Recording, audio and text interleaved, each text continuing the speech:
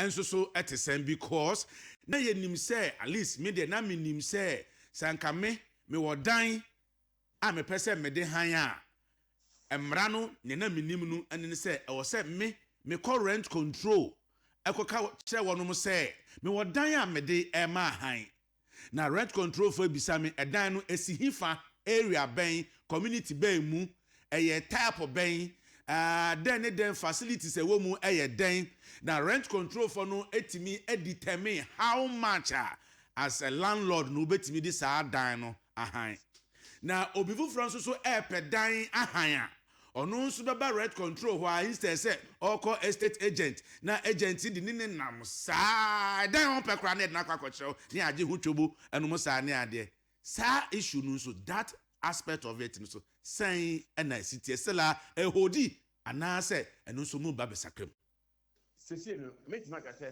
ebia say we are aware your real estate agency council, right?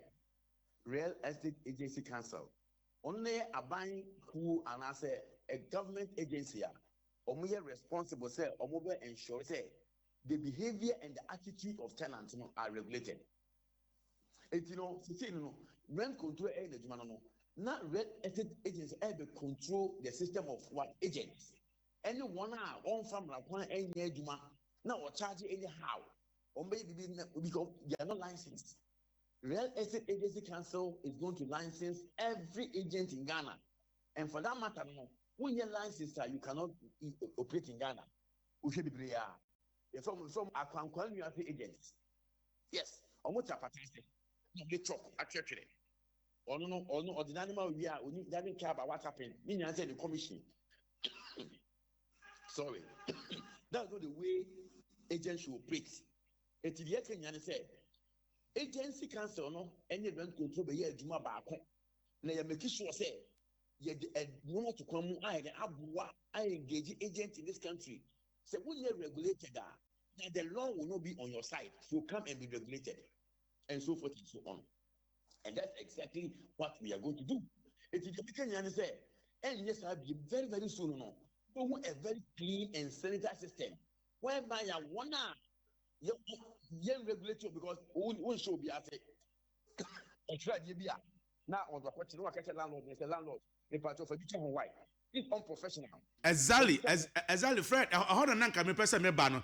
Na nature say say sa estate agents, no, ya formalize you into the system.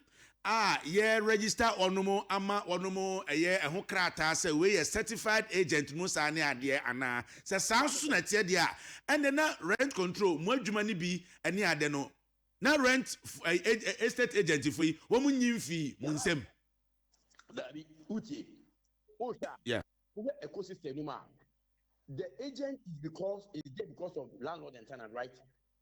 That's correct. Without the landlord and tenant, there's no agent.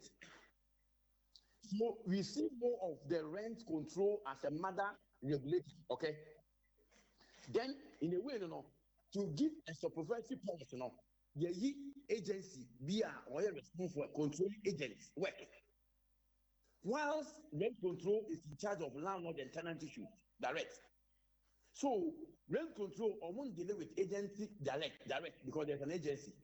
But about landlord and tenant, the person who is a mediator or mediates between the two is the agent. And now we have a regulator. Meaning, say, the aspect that now rent control agreeing anything cost more. It is now being given to a whole institutional, backed by law of parliament. They have the power, the powers to ensure that agents who are misbehaving, the agents who customer down will be curtailed from now. Because Kwamina say Fred we ka from intro anu komo na edi